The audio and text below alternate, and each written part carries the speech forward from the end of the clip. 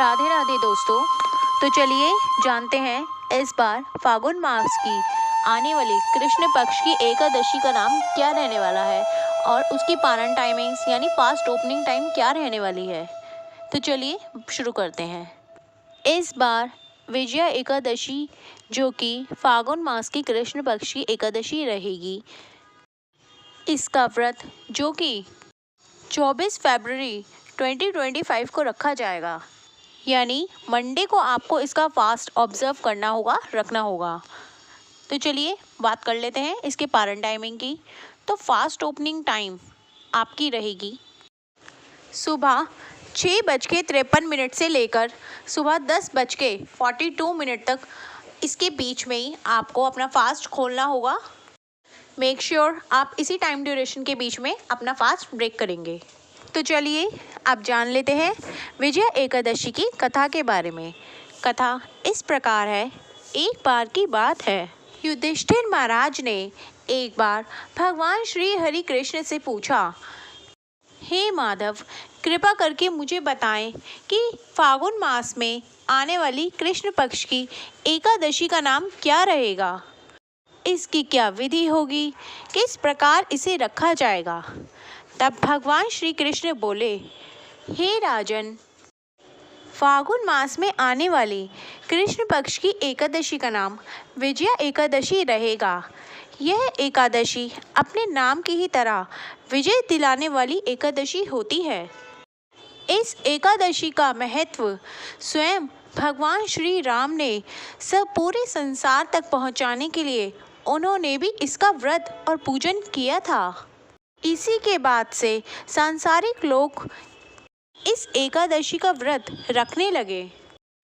इस व्रत को रखने से मोक्ष और विजय की प्राप्ति होती है। एक बार की बात है, जब महर्षि नारद जी ने भी इसके महत्व के बारे में श्री ब्रह्मदेव जी से पूछा था, तब वह बोले, यह एकादशी का व्रत पुराने और नए पापों का नाश करने वाला होता है।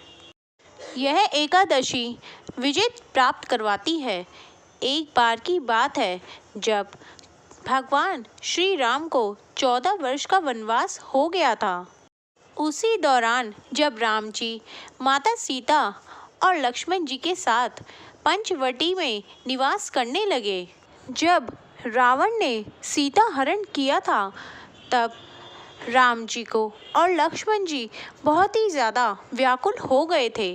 वह इधर उधर घूमते हुए वहाँ पर जब वह जटायु से मिले, तब वह सीता माता का वृतांत सुनाकर मृत्यु को प्राप्त हो गए।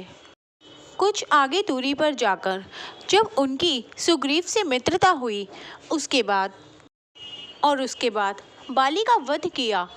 उसके बाद हनुमान जी से जब उनकी मुलाकात हुई, तब हनुमान जी ने सीता माता का पता लगाया और उनकी खोज करके श्री राम जी को उनका सारा वृतांत सुनाया। तब श्री राम जी ने वानर सहित लंका की ओर प्रस्थान किया। जब वह दोनों भाई समुद्र तट पे पहुँचे, तब वह आपस में सोचने लगे कि हम इस समुद्र तट को कैसे पार करेंगे। तब लक्ष्मण जी बोले, हे प्रभु, आप तो आदि पुरुष हैं, आप तो सब कुछ जानते हैं। यहाँ से आधा योजन दूरी पे कुमारी द्वीप में, वहाँ पर वक्लाद भय नाम के मुनि रहते हैं। उन्होंने अनेक ब्रह्मा देखे हैं। आप उन्हीं के पास जाकर इस समस्या का उपाय पूछिए। तब श्री राम जी वक्ला भय मुनि के पास गए और वहाँ पर उन्हें प्रणाम कर उनके पास ही बैठ गए। इसके बाद मुनि ने भी उनको मनुष्य रूप में देखकर उनको प्रणाम किया और कहा, हे पुरुषोत्तम, आपका यहाँ आना कैसे हुआ। तब राम जी बोले कि मैं यहाँ पर राक्षसों को जीतने का उपाय लेने आया हूँ, ताकि हम सब समुद्र पार करके लंका की ओर जा सकें। तब वक्लात भय मुनि ने उन्हें बताया कि हे राम, अगर आप कृष्ण पक्ष में आने वाली फागुन मास की एकादशी का, विजया एकादशी का आप व्रत रखेंगे तो निश्चय ही आपको विजय प्राप्त होगी। साथ ही आप समुद्र भी अवश्य ही पार कर लेंगे। इसकी विधि इस प्रकार है कि दशमी के दिन आप चांदी या सोना, मिट्टी, तांबा का आप एक प्रकार का घड़ा बनाएं। उसके अंदर 5 पल्लव रखकर वेदिका पर स्थापित करें। उस घड़े के नीचे सतनजा और ऊपर की ओर जौ रखें। इस पर श्री भगवान विष्णु की मूर्ति स्थापित करें। एकादशी तिथि के दिन पे जल्दी उठकर स्नान कर आप भगवान श्री हरि विष्णु का व्रत रखकर आप धूप, दीप, नैवेद्य से, फल फूल से आदि से उनकी पूजा करें। घड़े के सामने बैठकर दिन भर उनका जाप करें और साथ ही रात्रि जागरण भी करें।